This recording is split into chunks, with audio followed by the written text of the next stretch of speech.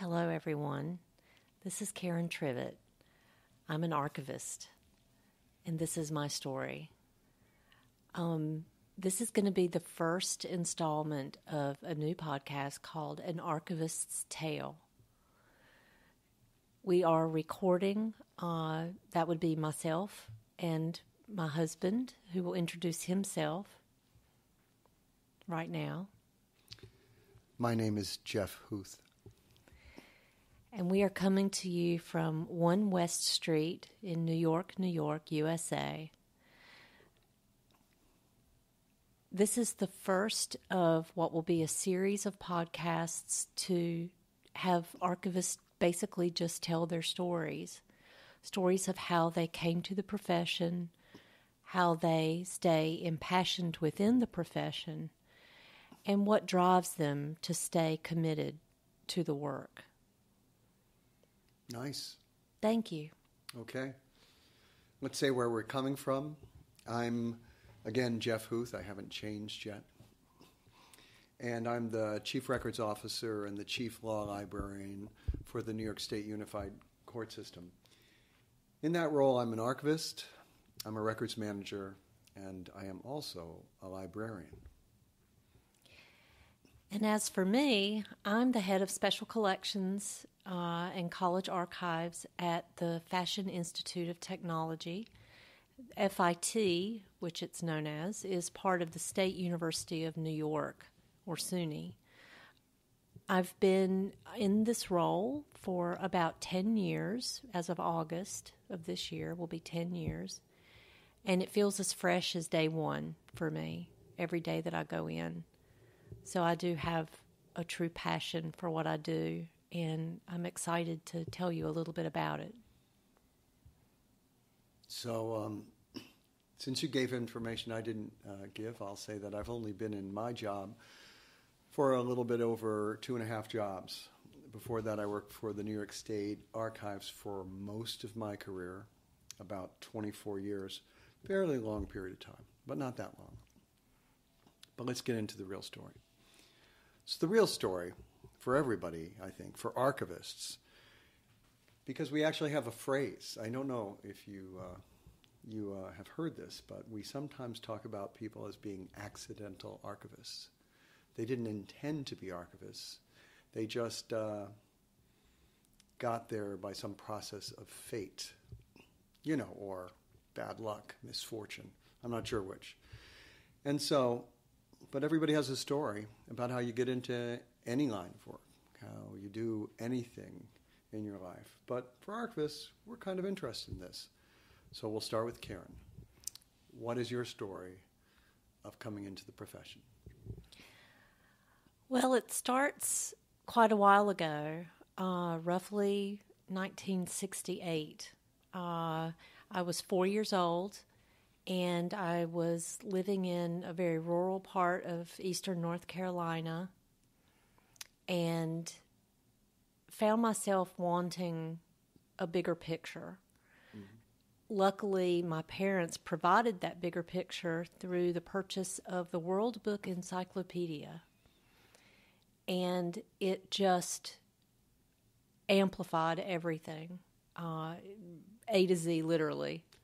And so I found myself gravitating towards the volume A for art and the volume P for painting, S for sculpture.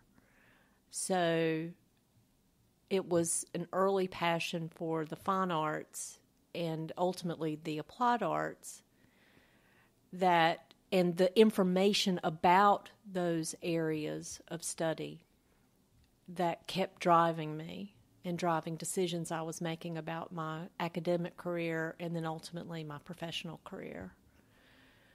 So when I got to undergraduate school, I decided to study art history. No surprise. Looked like it was going that way. Yes, it did. And just thoroughly enjoyed that experience. I studied at UNC Chapel Hill, and they had a very rigorous program in art history, and I enjoyed every second of it. It was delicious. So fast forward a few years, what do you do with an undergraduate degree in art history? Not much.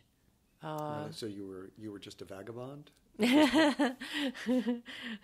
I tested a few different waters as far as work was concerned, but I knew the love of information kept rising to the surface. So that was a constant. And fast forward again to about 1999, I realized that from having read this wonderful book by an author, Lawrence G. Bolt, called How to Find the Work You Love. With an art history degree, it's really a cop-out because you don't have to choose from art or psychology or sociology or philosophy. It really combines a lot of different disciplines into one. So, again, the struggle was, what do I do with that undergraduate degree? Knowing I wanted to keep it alive somehow in my vocation. So, with Lawrence G. Bolt's recommendation, I asked myself a question: where does the world's needs and my talents intersect? And I took it one step further to define what world it was I wanted to serve, and that was the art world.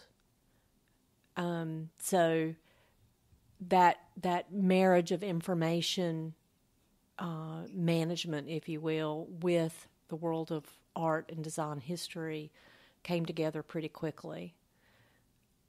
I pursued a master's degree in library science at the University at Albany in New York State, upstate from the city, and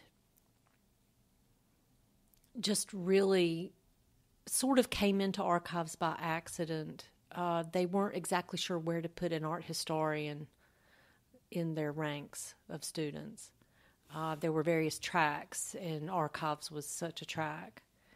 So they put me in that track, and it's been a match made in heaven, as far as I'm concerned. So you don't feel bad about it? Not at all. Wow. Not at all. I like this positive attitude. Yes, of course. It's all truly been positive. And I'm very fortunate to say that, because the vagabond years were not easy years. Yeah. Trying to find my way. And if you're lucky enough to find your way, it's a blessing indeed. Mm-hmm. So I suppose we both started into our careers a little bit late, even though I was a lot earlier than you. Yes. You are much younger than I am. A whole 3 years. It's a little bit more than 3 years, but not much. Yeah, 37 months. More than that.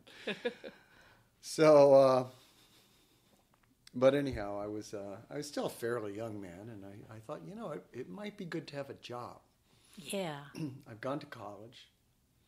I did that quickly.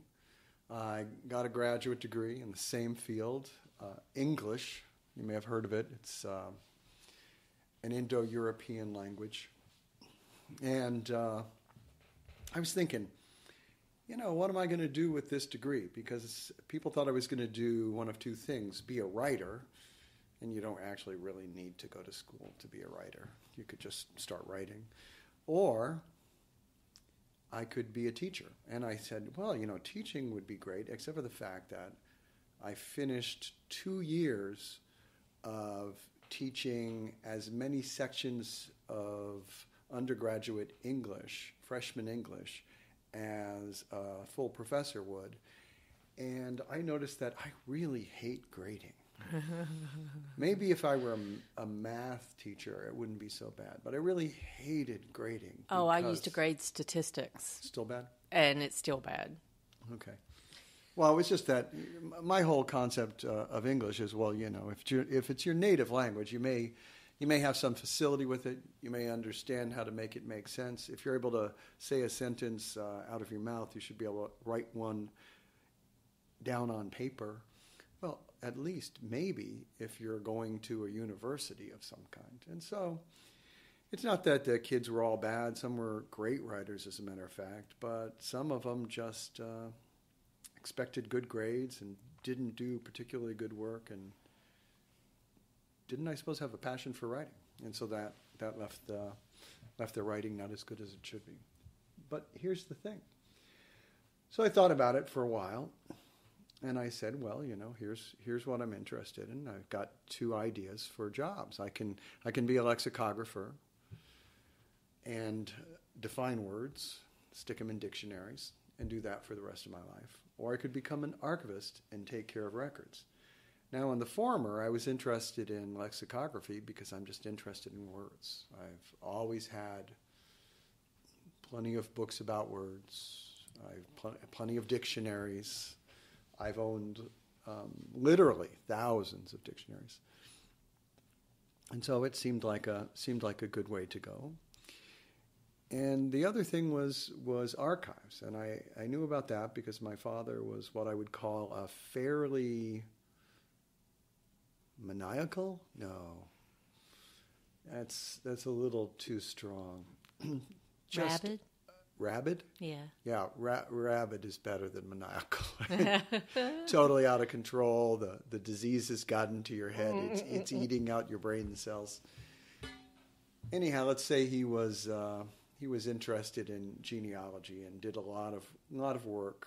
And he lived in Germany when he was doing this, and our ancestry comes significantly from Germany and France, a nearby country.